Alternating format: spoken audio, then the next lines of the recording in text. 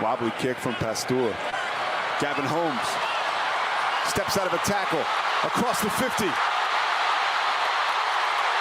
Gavin Holmes, the 6-year senior, into the end zone. 73 yards. Welcome to the Big 1-2 on 365 Sports. Worthy standing on.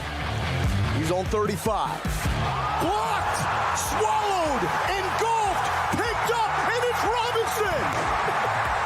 Kalen Robinson, Texas on the board. Now here's Paul Catalina. And Royden Ogletree. It's a new month, so I can send off getting your name read by our voice guy. Oh, good. So you can be, I like to have a trial period of everything. I didn't want you to just leave me. Look, I'd never leave you. Yeah. Especially because you've locked me in the closet and I live here. That's right.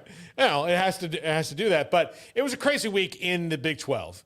We have a video we're going to play for you shortly that Jacob Wilson has produced to kind of put it all together in perspective. I'm glad he did because I'm still trying to put it all together. So, I used an example on the post-game show about the Big 12, which even as a movie guy, I don't know if you'll get. Okay. There is a spaghetti Western called My Name is Nobody. Absolutely not. Which is absolutely hilarious. And I would love to see if they try to remake it. I don't know if it can be as funny as it was. Okay. But Henry Fonda's in it. So, but anyway, there's a scene where he's, in like a quick draw, and like every time the guy draws a gun, he just slaps him with the on the side of his cheek that he's not, which is essentially what's going on in the Big 12 week to week, I think. Right. Which is every time you're like, oh, bam, you're going to get slapped in the face. It's going to be a gauntlet. There's not a really bad team in the league. West Virginia's probably at the bottom right now, but I don't think that they're in a situation where they could not beat anybody, at all. Give it any given week, especially in West Virginia, but I said as much. They just didn't look good. No, they didn't. They did not look good against Texas. Oklahoma looks as bad as they've looked in 20 years. Since when was it? 1996 was the last time that they had a record this bad, or had lost the margin of victory had been this bad for them. Yeah, you see the helmet behind me is TCU, who, no offense to anybody else, but that's the biggest win in the league this week. Right. TCU dismantling Oklahoma. Just absolutely ripping them apart limb from limb. And defensively, offensively, everything clicked for TCU. And now we have to start thinking about, they might be in the hunt. In the hunt. I thought that they were going to be good. I just didn't know, based on what they had on their roster, what they would be. It's the same story, different year of like new coach, new regime has to come in and install their system. But right now that's working more against Oklahoma than it is for TCU at this point. Does TCU have like the fastest players on the planet? They seem to the other day. They have the most athletes, it looks like, of any team in the Big 12. Max Duggan, congratulations to him, man. I said last week, I don't think he's losing that job ever again. I just don't think it's going to be even a question after the performance that he put up this past week and going forward. Now, if he completely lays an egg, which I doubt going forward, but it just seems to me that he's really put his stamp on this team and on that game. And props to them. They made the plays that needed to be made. Also, Oklahoma couldn't tackle. It was some of the worst. It was some of the worst plays of tackling that I've seen in a game. They couldn't tackle the week against Kansas State, and they couldn't tackle in the open field against TCU. They were running for 60, 70 yards. It was great offense, but I'm sorry, even worse defense. Yeah, absolutely. They are having some problems. They're absolutely having some problems in Norman right now. A lot of turnover, and there was a time during the offseason where. We had some writers on SicEm365.com that just posted I could see Oklahoma struggling with all the transition, and Oklahoma fans have you heard of Jeff Lebby? Have you heard of all this? It's his first year too. I mean, all of that happened. New coaching staff, 42 new players on the roster. They don't know how to win together yet. Right. They don't. They don't know how to face adversity together yet. And I saw this point made, I think it was by Sheehan made this on Twitter, that a defensive-minded head coach in that scheme, and that's what you want to build your identity on, it takes a minute to get your team to buy into that scheme and what they want to do. And you even saw it with Dave Aranda. It takes a minute to figure out what they're trying to do and to get the personnel in there that can run that system. It just isn't quite working for them. And also just the offense wasn't clicking as well. Dylan Gabriel, I will say, he went out, so that kind of put them behind the 8 ball going forward. But it's not as fluid as it needs to be or even could be. Yeah, absolutely. The big matchup of the week was Oklahoma State and Baylor, jockeying for position, pole position on the stretch down to the championship game, which is now even more wide open, like we said. But one thinks that these are probably the two most experienced, best teams to make a run at that. But I mean, we don't know. Oklahoma State looked really good here in Waco the other day. Yeah, and Baylor just made so many mistakes, some of them forced, some of them unforced, but the unforced errors in that game that Baylor made just make me wonder, are they ready to defend that title? I don't want to give absolutes, but I don't think so. I think we spent a lot of time, and I said this on Twitter as well, I think we spent a lot of time debating about how experienced their line plays, and that goes a long way to success in football, is how experienced you are up front. The problem is that we forgot how young they were literally everywhere else, except for maybe Dylan Doyle. And you saw that. I mean, Monterey Baldwin had a really good game, shaping through for a lot of yards, but there's just plays where Richard Reese could cut it up inside, and Baylor has a first down and goal, or some of the big plays on defense that Sanders was able to expose the young secondary. That happened a lot. I will say I don't believe that much in moral victories when it comes to college athletics. I don't think due to how little the margin of error is in college athletics, you don't have that much time to figure it out. If you lose 2 games in the Big 12, you might be done. If you're hunting for that championship, I think it happens more and more in professional sports. You have time to kind of figure it out because of expanded playoffs and whatnot. Anyway, but the moral victories I think for both teams, if we're looking at it that way, I think it was a really good game by Oklahoma State. I still don't think it was their best game that they could have played, and you still won by 10 points. I also think that it definitely wasn't the best game that Baylor could have played, and you were within 1 score in the 4th quarter. So, I mean, silver linings for both teams. I think moral victories don't go that far in college football, but... No, but I think it goes a long way into, I wouldn't call it a moral victory, but just kind of describing the game, you know, of how the game went and what that really was. There are just things. Gavin Holmes is going to want the game back. He's going to want it all the way back. That was tough. He'll want the Men in Black little flashy thingy because just forget about that and move on because it was bad. I mean, he had... The one drop on the long pass is forgivable. It was tough. It was a tough play. It was a great throw by Chapin, but sometimes hits you in the hands. In his hands, got to get it. But the drop he had on the first drive that would have been a touchdown or would have been a first down and maybe a touchdown depending on which way he spun around when he caught it and which way the defender went. But it was definitely a first down. That set the tone for the rest of the day, and Baylor never really got out of that funk. They had moments where they put their head out of it for a minute. Yeah. But they the funk just kind of kept up and grabbed them. And part of that is just Oklahoma State's good. But special teams was the big difference in the game. The 2 kick returns that led to points. One straight up, just in the end zone. The other one led to a... In my time covering Baylor, they have been the one staple under Matt Rule and continuing under Aranda is that they have prided themselves on being very, very good at special teams, and that was something under Briles that was terrible. It was not good at all, and they've been very, very good on special teams for a long time. That's the worst I've seen them look on special teams in 5-6 years. It's the worst they've looked when we know they have a coach that cares about it. Yeah, because Briles didn't care. Right.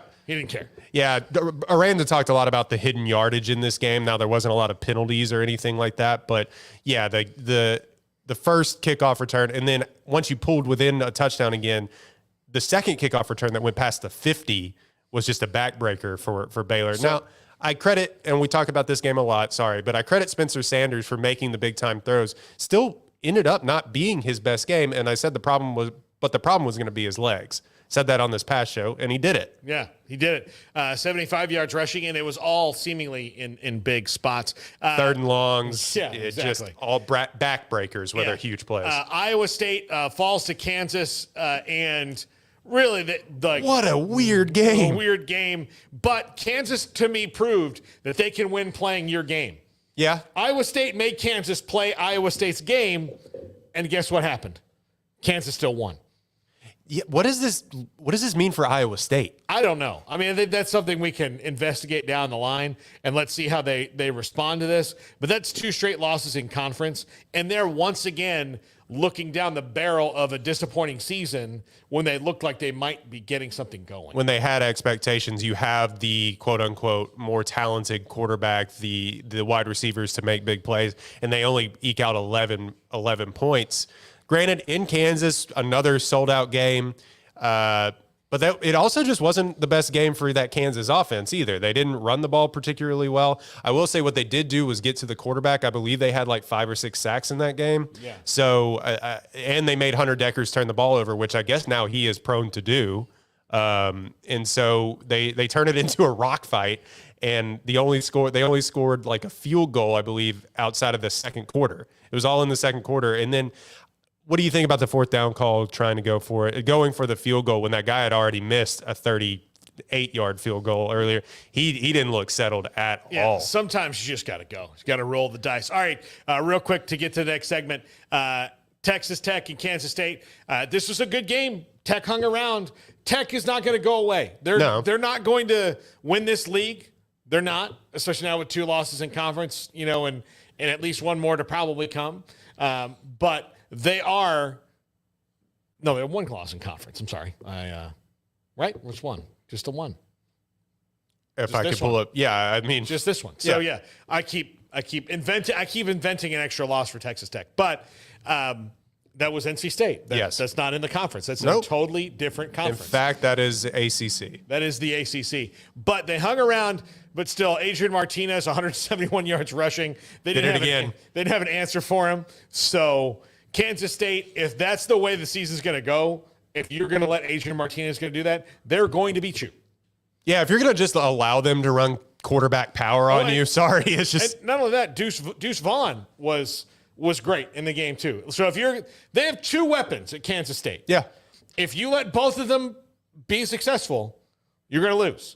If you can take away one of them, which teams early in the year kind of did, and look, they were 2-1 going to the Oklahoma game because they lost to Tulane, then you've got a shot. But if you let Deuce Vaughn and Adrian Martinez do whatever they want to do, ball game. Yeah, the problem also continues to be for Texas Tech, and I've said this several times, turnovers. Yeah. They have shot themselves, and it's a young team, shot themselves in the foot way too much to kind of hang. Yeah. When we come back this week in the Big 12, as told to you by America's favorite sitcoms of the last 10 years. And some movies. Or maybe the last 20 years as we go back. But we'll do that. Plus, let's talk about TCU and what Sonny Dykes has got going in Fort Worth. This is the Big 1-2, brought to you by Shorty's Pizza Shack on 365 Sports. Shorty's Pizza Shack at 12th and Bagby is a homegrown, locally owned pizza place that's out of this world. Everything from the dough, the sauce, the sausage topping is made fresh in-house. Not to mention the amazing pizza pillows, the chicken wings are to die for. Try the Sikkim sauce, chili cheese fries or tots, plus great specials on food and drink every single day. Shorty's is also the perfect spot to watch the game with your friends. Shorty's Pizza Shack at 12th and Bagby. Tell them Paul sent you by. From the first workout to the last practice, sports is an incredible challenge. Hi, this is Dan Ingham with the First National Bank of Central Texas, and we're proud to support each athlete, every parent, and our educators. From families, small businesses, to the biggest industry, we're here to help. With remarkable products like First Free Checking, we've got banking ideas that fuel big dreams. The First National Bank of Central Texas. Familiar faces making local decisions. Member FDIC, Equal Housing Lender.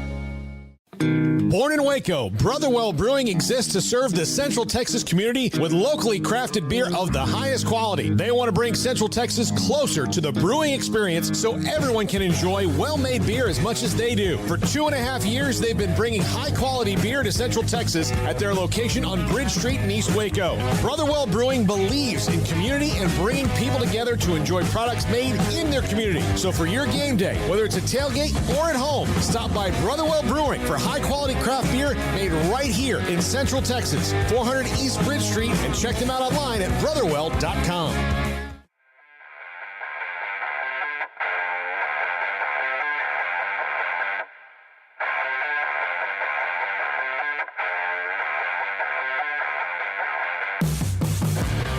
Welcome back into the Big 1-2. Paul Catalina, Roy Ogletree, Jacob Wilson. We're going to talk about TCU in just a second, but Jacob Wilson has spent, I'm assuming, time neglecting his child because this is really good. But doing this video about what the week was in the Big 12, and I hope this becomes a weekly tradition. Oh, I fully intend it to. And it's funny because when I was a videographer in the Marine Corps and I'd send my parents stuff, they'd say, "Oh, that's awesome. Proud of you." When I send them stuff like this, I just kind of assume that they're still proud of me. So, yeah. We're proud of you. Yes, we are. All right, roll it. What is going on? And where is Andy? And what is going on? Your dad's not trying to find you, your son is. That kid's your son. You're the dad.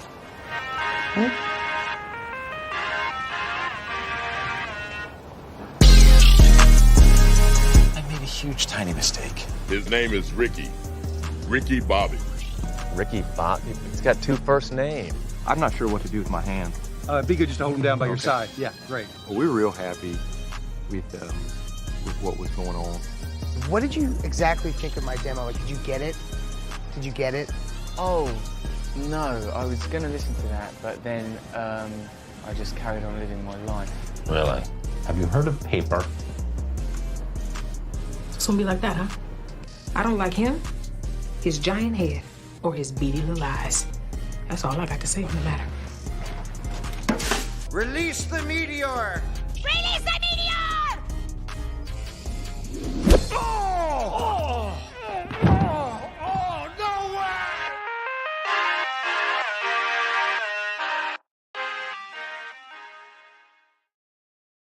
way! Excellent stuff. Excellent stuff. You gonna cry, Scott? You gonna cry? You're a big man. You gonna cry? Those movies don't get old to me, except for one part of them. But I'm not going to torpedo this show like I did not yours. here. Not here. I just want you to follow around like I did to Royden's podcast. One Take Podcast on movies. You're a movie fan. One Take Podcast. Hey, there you go. I've been a guest several times. If you like a movie, it's more than likely we have just, like you said, torpedoed it. So that's one of you for sure. Yeah, absolutely. Yeah, go right download and subscribe. I've said that a billion times. I'm sure I should get it right. Yeah. What production value on this show now? Yes. Incredible work. Oh, yeah. I brought Hollywood to the big one, too. Yeah, I appreciate it, Jacob. It's going to be a weekly thing now. Evil S50, that Browse offense is elite. We're missing that on the chat room. I'll just tell you, yeah, but they're running it. But I don't know if you know that, but they're running it in Norman right now. Yeah. It's the exact same one. The son-in-law. And in Arkansas, by the way. Woof. Yeah. So, yeah, I know that there's going to be people who always miss it. But, like, there's cycles in college football. What you probably don't miss is that the fact that, even though Phil Bennett got the defense to a really good level, that even he was white-knuckling it the whole time. And, like we said, the special teams was not there. Things changed. Also penalties and things like Baylor. The hidden stat in that game, I know we talked about it ad nauseum, but the hidden stat there was Baylor only had 2 penalties. Yeah. It was a weird game. Yeah. Penalties, winning the bowl game when you got there. I mean, just, the big one. Yeah, playing winning football in key moments. Yeah. So those things, I mean, look, it was they were really good, but there's just people are going to have to let that go. Yeah, because it's not coming back. You got to let it go. No, and not for as a fan of old school football, kind of. I love throwing the ball around, but something about this is satisfying to watch when you break off a run for 19, 15, 10, and then you just march it down the field. Yeah, and the difference I think with Baylor is they don't have like a pounder. They've got some speed guys. They don't have a pounder. We'll see when Tay McWilliams comes back, if that can change. And we'll see. We don't know when that's going to be, when he's going to be back. All right, let's talk TCU, then the Horned Frogs. Let's talk TCU. In fact, Carl Page says, what do you think about TCU jumping over K-State and KU with just that OU win? Do you think they intentionally with KU and TCU together for game day? No, I think that, they've got... AP doesn't do that. AP doesn't care about ESPN. No, they don't care about that. I think part of it is just that the SMU win, this win, like they've got some good wins on their schedule. Kansas does too, but I know they're not in the Big 12. You see the SMU news? That to me is a little bit misleading because this is the day, like they've played 4 games. So you get stopped. You have to stop now. So that's just the reality of college football. There's probably other teams that are that might have had this. It just didn't all happen on the same day where maybe all 4 of them were like, and none of the guys who are doing this are going to change SMU. Yeah. So sorry, didn't mean to derail you, but no, it's fine. I appreciate the opportunity to kind of dispel an internet myth that kind of popped up like, oh, it's bad. Well, yeah, it looks that way, but it's not really.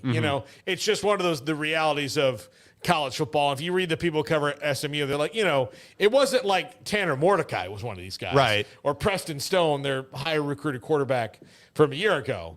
It's it's a bunch of guys who are second and third string guys. Yeah, absolutely. Who just need other opportunities. Tis the day of college football. Yeah, exactly. But TCU jumping over them, I think that's part of history, probably over because of what Gary Patterson built. Sonny Dykes, there now. I think the big thing about TCU, Royden, is that they needed a change at head coach. Gary Patterson is a brilliant football mind, but his personality had just started to wear thin. The athletic director that hired him wasn't there anymore. Right. And Chris Del Conte, he's gone. He's at Texas. And so is Gary Patterson. But funny how that works. Gary Patterson, and I'm seeing it with Dana Holgerson right now. I'm seeing a little bit with Jimbo Fisher, of guys that have this thing of like, listen, everything I wrote down in this paper that you guys should have followed is right. We lost because you guys aren't good enough for me to run this system. Yes. Adjustments be damned. Yeah, all of that. But part of that, and that maybe some of that's true. That's really true because these, all these guys are pretty brilliant coaches. But at the end of the day, sometimes you don't need to say that. No. You just need to kind of go, look, I know I'm doing my job, but what my job is also is I'm not getting across to the people the way that they need to hear it. Right. So I believe in what I'm doing. Clearly, I'm not getting that message across. And that personality falls down to the team, and it gets really tense and really And Sonny Dykes is not that dude. He is easygoing. Look, he was on fire on the sideline, but yeah. But his general demeanor is, he's down like his home dad. Texas boy. Life's good. Why are we mad about stuff? What are we doing here? Yeah. What are we worried about? And I'll just tell you, I've interviewed Sonny Dykes maybe 20 times in my career. Between Louisiana Tech, SMU, maybe even Cal and here.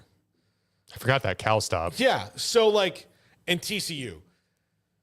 He's opening to the media is often a key of you're either one of two things. You're either like a spotlight whore, which most of these guys really aren't.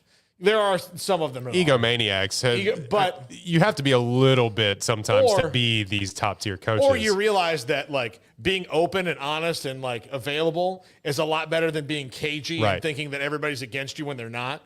And Gary Patterson, I got him one time, Big 12 Media Days, and he lied to me during it, and I never wanted to talk to him again.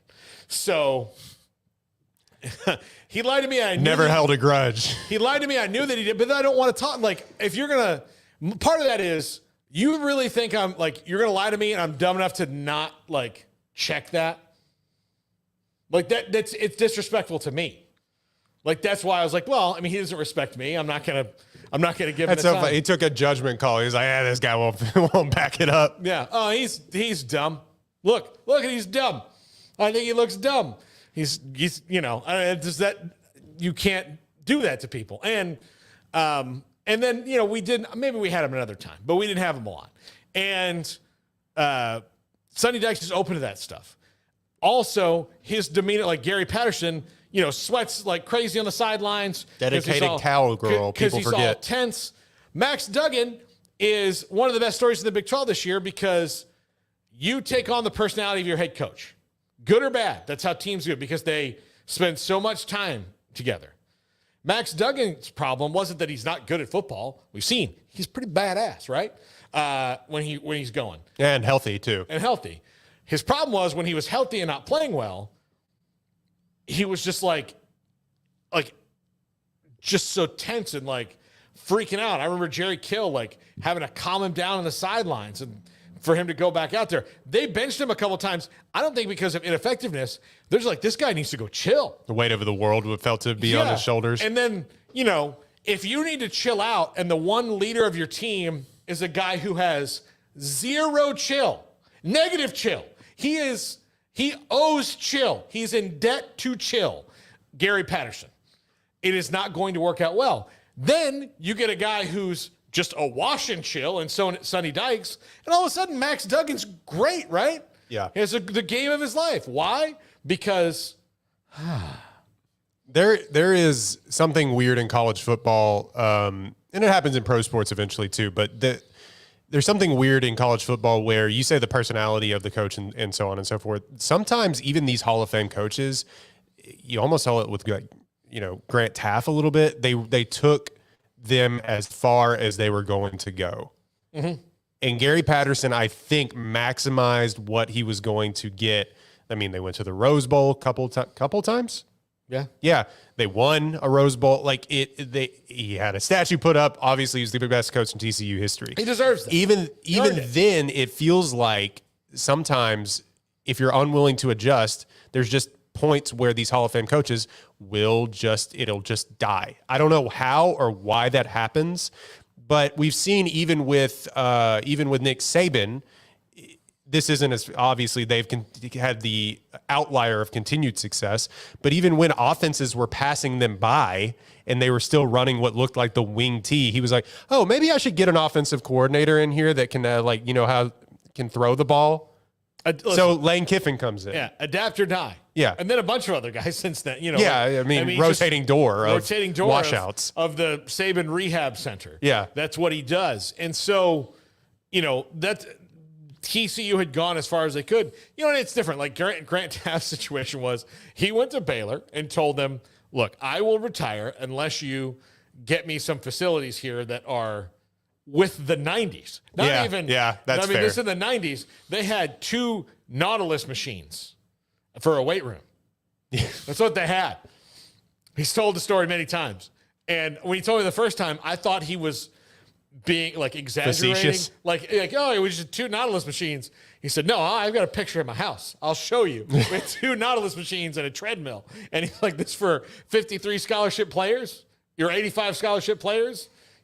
All that. Yeah. So, but what Sonny Dykes is doing at TCU is really remarkable. Mm-hmm. And I think it's because, and look, it could come crashing down in 2 weeks because of the way this league is. But I do think that he's got the vibe that they need right now.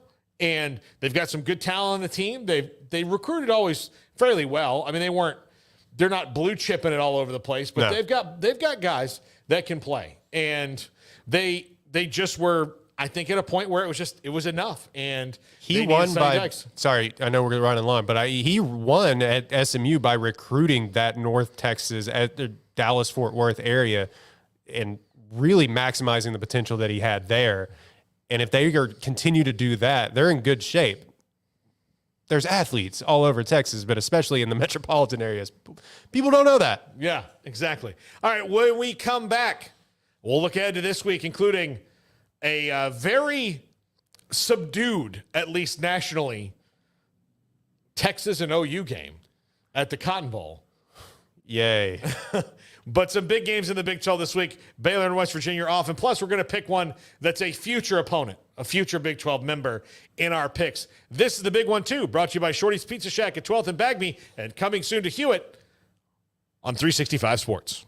Born in Waco, Brotherwell Brewing exists to serve the Central Texas community with locally crafted beer of the highest quality. They want to bring Central Texas closer to the brewing experience so everyone can enjoy well-made beer as much as they do. For 2.5 years, they've been bringing high-quality beer to Central Texas at their location on Bridge Street in East Waco. Brotherwell Brewing believes in community and bringing people together to enjoy products made in their community. So for your game day, whether it's a tailgate or at home, stop by Brotherwell Brewing for high-quality craft beer made right here in Central Texas, 400 East Bridge Street, and check them out online at brotherwell.com. Shorty's Pizza Shack at 12th and Bagby is a homegrown, locally owned pizza place that's out of this world. Everything from the dough, the sauce, the sausage topping is made fresh in-house. Not to mention the amazing pizza pillows, the chicken wings are to die for. Try the Sikkim sauce, chili cheese fries or tots, plus great specials on food and drink every single day. Shorty's is also the perfect spot to watch the game with your friends. Shorty's Pizza Shack at 12th and Bagby. Tell them Paul sent you by. From the first workout to the last practice, sports is an incredible and rewarding challenge. Hi, this is Dan Ingham with the First National Bank of Central Texas, and we're proud to support each athlete, every parent, and our educators. From families, small businesses, to the biggest industry, we're here to help. With remarkable products like our free First mobile app, we've got banking ideas that fuel big dreams. That's the First National Bank of Central Texas. Familiar faces making local decisions. Member FDIC, Equal Housing Lender.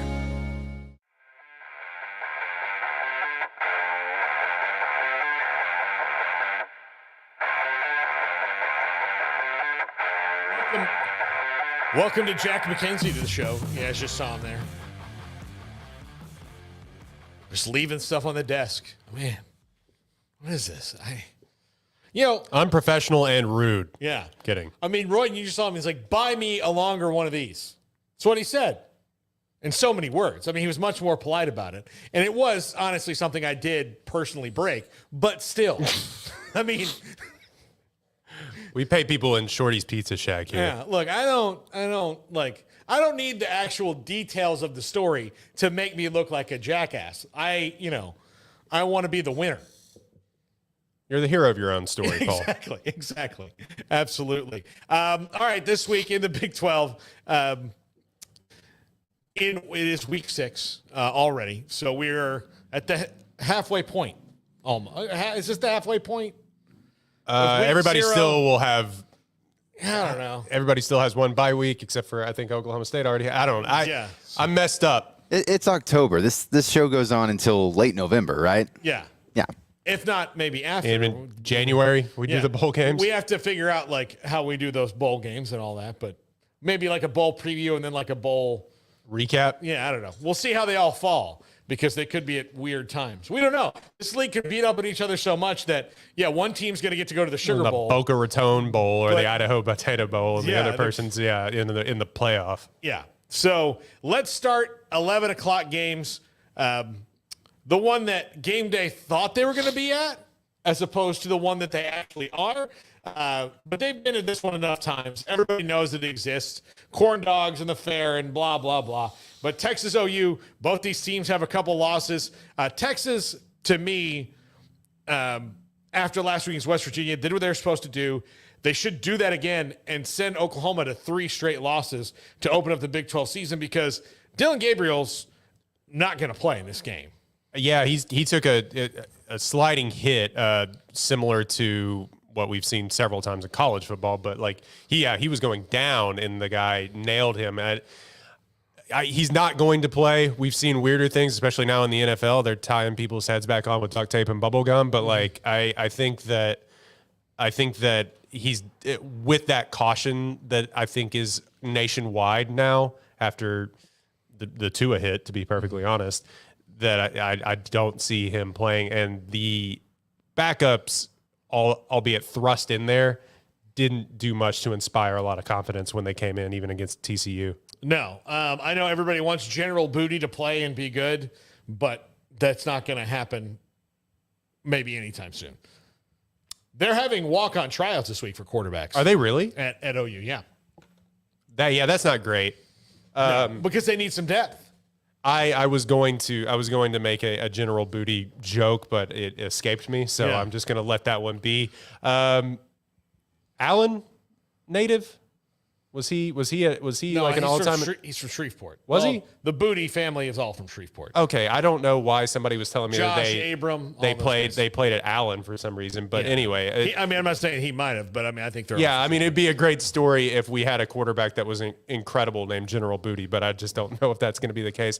If Gabriel won't play, but even if he does, he's going to be probably limited. But Quinn Ewers is probably gonna. I think they could beat OU running the Wildcat.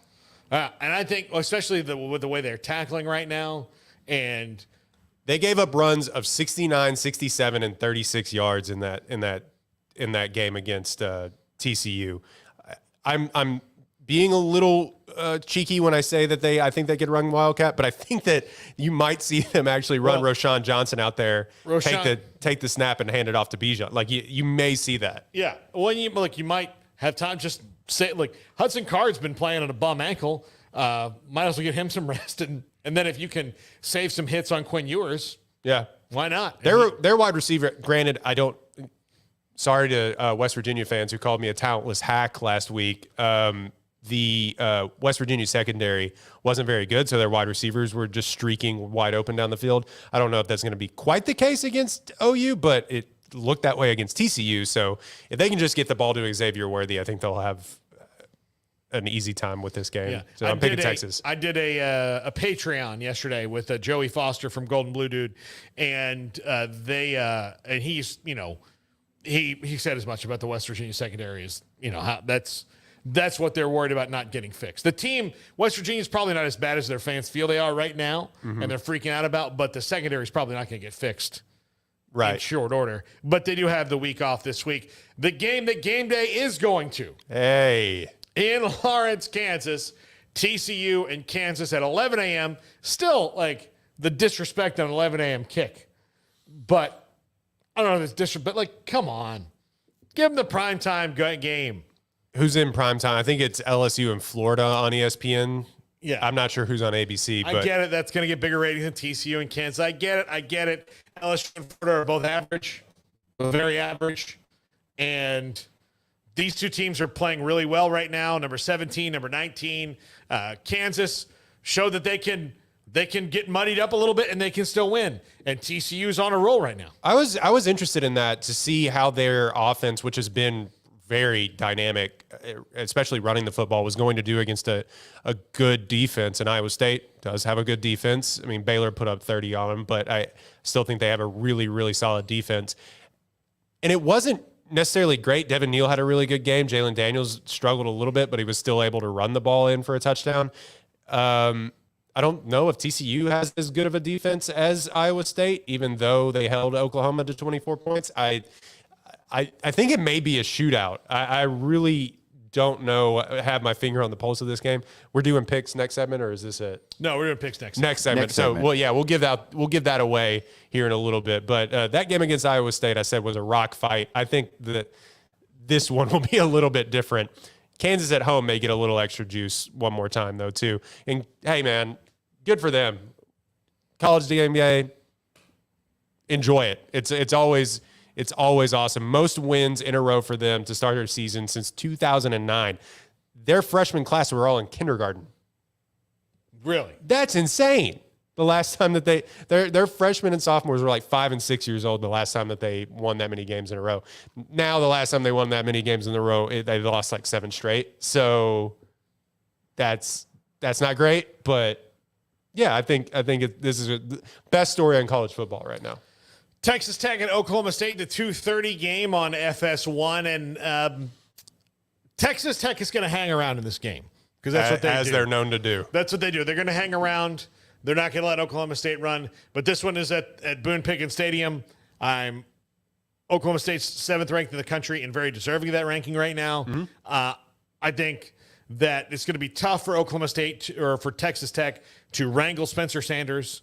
And Oklahoma State does not have the skill players that they had a year ago. Like I said, it was not their best game, and they still won by 10 points against Baylor. Granted, Baylor does a lot of things schematically with their defense that can confuse a quarterback, and he did turn the ball over once, and we said that might happen. And he gets real close a lot more than once. He got really close more than one. He wanted to turn it over so bad a couple times in that Baylor game, but he didn't. He made some big throws. But also the difference between last year's Baylor team and this year's Baylor team is last year's team had guys would to make you pay for it. This year's team doesn't have that yet. But I don't think Texas Tech does either. Yeah, no.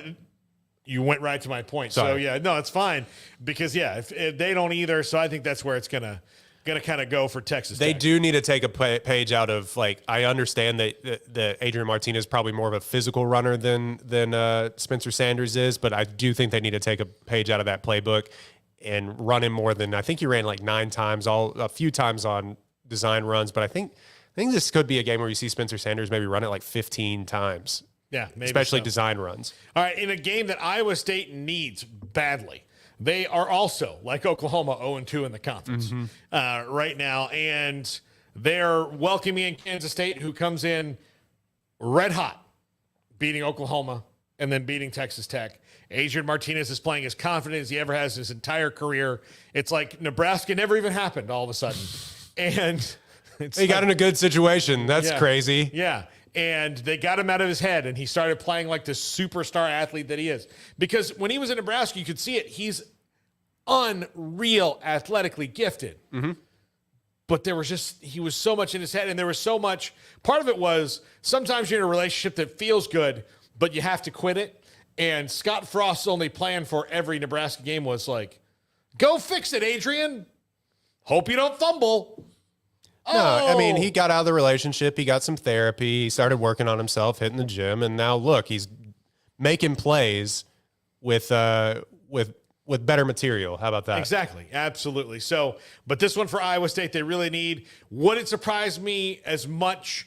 It would surprise me a little bit that if Iowa State jumped up and won this game, but they need it. And sometimes when Matt Campbell's back's been against the wall, he'll coach up a pretty darn good game. He's still a good coach. I think the problem that we're looking at here for Iowa State is that if they start to kind of get down in this game, nervous time. Yeah, although this is not the matchup that Kansas State wants, because Iowa State is not going to let you run the ball like those other two teams did. No, and Baylor couldn't do that when they beat them either. They had to draw up some big plays and take some big chunk plays down the field. They broke off a couple of good runs because that scheme, when followed well, is efficient in running that wide zone.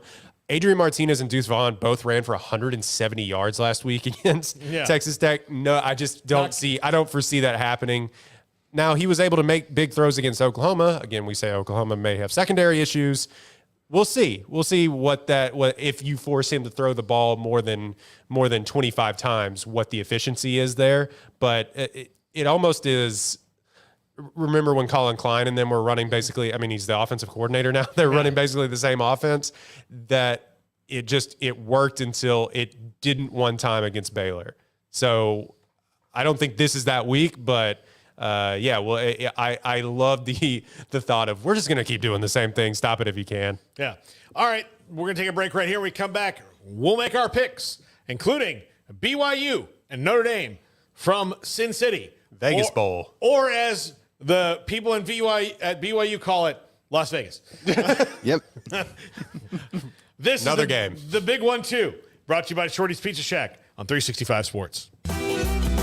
Shorty's Pizza Shack at 12th and Bagby is a homegrown, locally owned pizza place that's out of this world. Everything from the dough, the sauce, the sausage topping is made fresh in-house. Not to mention the amazing pizza pillows, the chicken wings are to die for. Try the Sikkim sauce, chili cheese fries or tots, plus great specials on food and drink every single day. Shorty's is also the perfect spot to watch the game with your friends. Shorty's Pizza Shack at 12th and Bagby. Tell them Paul sent you by. From the first workout to the last practice, sports is an incredible challenge. Hi, this is Dan Ingham with the First National Bank of Central Texas, and we're proud to support each athlete, every parent, and our educators. From families, small businesses, to the biggest industry, we're here to help. With remarkable products like First Free Checking, we've got banking ideas that fuel big dreams. The First National Bank of Central Texas. Familiar faces making local decisions. Member FDIC, Equal Housing Lender. Born in Waco, Brotherwell Brewing exists to serve the Central Texas community with locally crafted beer of the highest quality. They want to bring Central Texas closer to the brewing experience so everyone can enjoy well-made beer as much as they do. For 2.5 years, they've been bringing high-quality beer to Central Texas at their location on Bridge Street in East Waco. Brotherwell Brewing believes in community and bringing people together to enjoy products made in their community. So for your game day, whether it's a tailgate or at home, stop by Brotherwell Brewing for high-quality craft beer made right here in Central Texas, 400 East Bridge Street, and check them out online at brotherwell.com.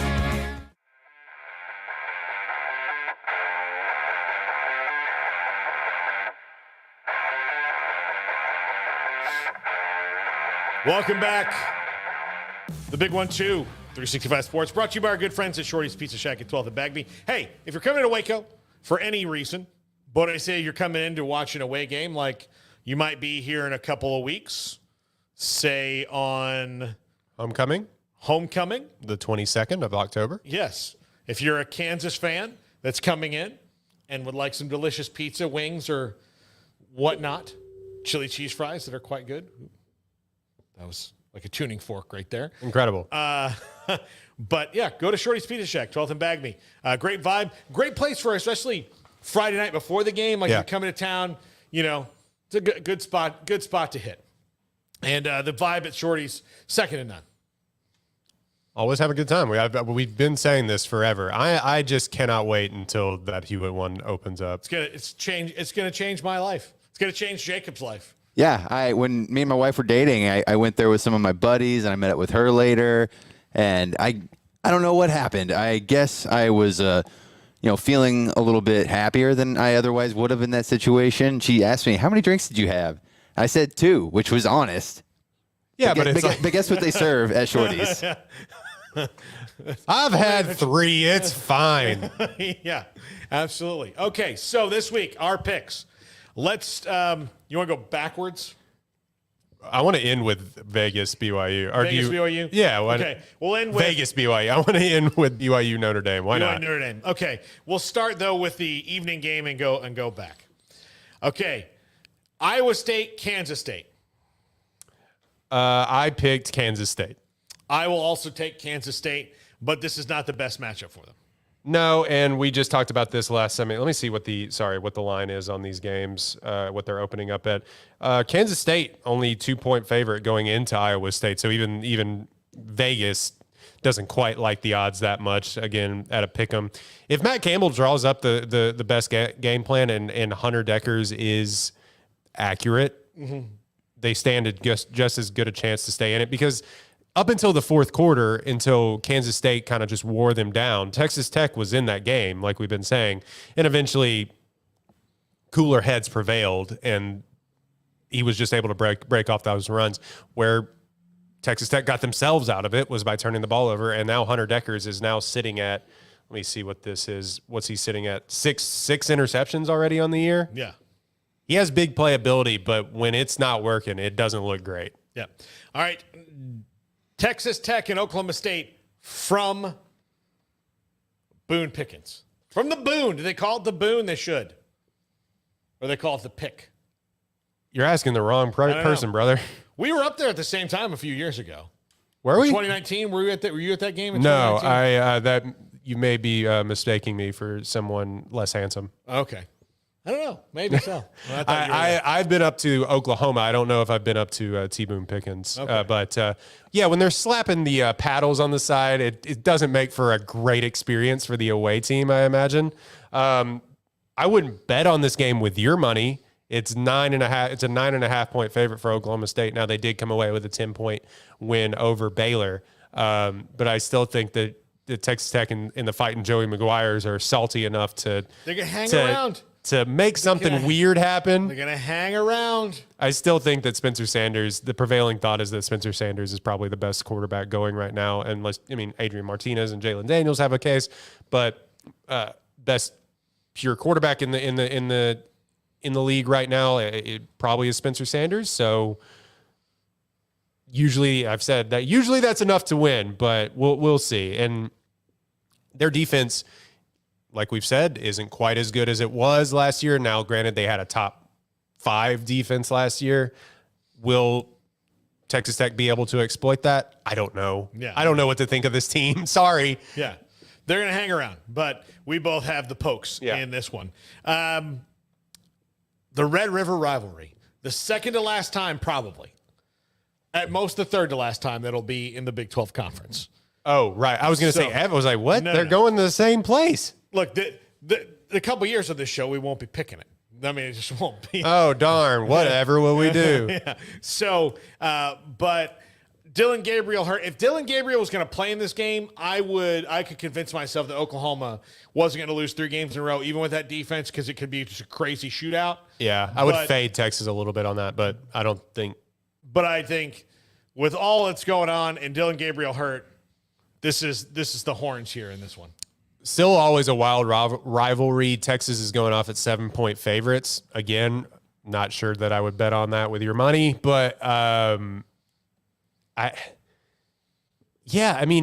don't think it'll matter who plays quarterback, to be completely honest. Yeah. I think that they are in such disarray defensively that if Quinn plays, if Hudson Card plays, Hudson Card looked really good against an exploited secondary last week, threw for 3 touchdowns, and then Xavier Worthy threw a touchdown. So if they can replicate that, I think they'll be perfectly okay. Yeah. And will Jeff Lebby and co be able to draw up a simple enough game plan for these new quarterbacks? I don't know. Yeah.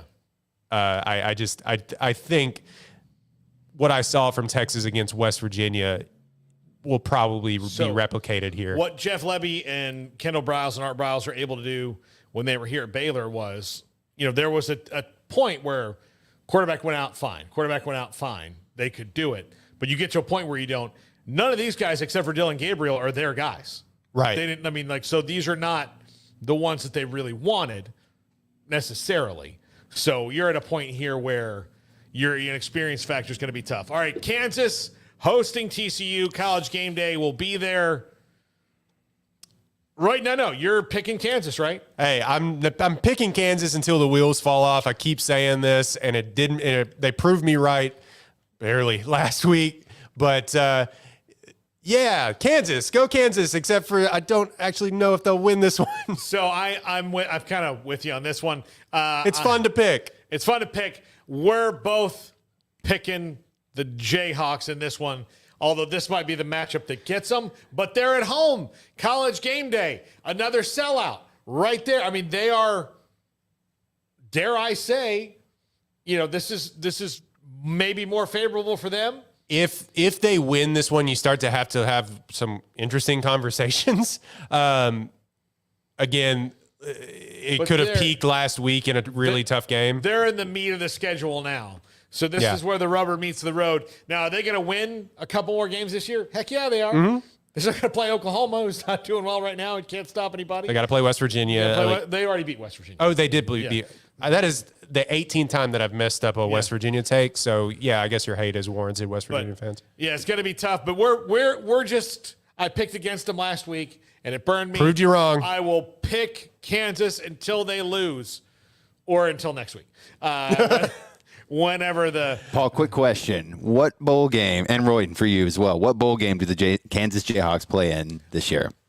They're looking to me like right now they're Alamo Bowl. Plus, yeah. Like, I think probably realistically, it's like the Texas Bowl. Isn't that a Big 12 tie-in? Yeah. Alamo Bowl is a Big 12 tie-in. Like, isn't the Cheez-It Bowl or something like a Big 12 tie-in? Something around that sort. But I think Texas Bowl is a legitimate shot for 7-8 win team. Now, they may be fighting 18 other Big 12 teams for that position. Yeah. But, yeah, I think that's realistic. The last, I think New Year's Six Bowl, quote unquote, that they played in was the Orange Bowl. That would be something to see them go back there. No way that happens, but hey, sure, why not? Let's have a little fun. Have a little fun. Yeah, I think it's probably I think the tie in there is the Texas Bowl. Yeah, Texas Bowl, I think, for them. Okay, so the game, to get to our fifth game this week, since Baylor, West Virginia are off before a Thursday night tilt in Morgantown in 10 days. BYU, Notre Dame, in Las Vegas at Allegiant Stadium. Royden, I think BYU, Craig Smoak tried to throw me off my game today on this one. And I don't know what he really thinks, but he said he's starting to lean towards Notre Dame in this one. But BYU has the better quarterback. They've got more experience on that team. I think BYU wins this one in Sin City. Now you're making me second guess myself because I picked Notre Dame to win this one, and they are the favorite right now, going off at 3.5 points. BYU has looked shaky, though, So is Notre Dame. Yeah, I mean, that's fair, but Notre Dame has now reeled off 2 in a row, and it's starting to come back around. Maybe look, they did lose to Marshall, and I don't fault them for losing to Ohio State. That game was a hard-fought game, but, losing to Marshall was tough. BYU is not looking, and you can't use the transitive property, I guess, in college football. A struggle against Utah State does not quite equal going up against Notre Dame. College football is weird. They played that game on a Friday night too, so interesting game. I still think that Notre Dame has started to kind of get into that rhythm.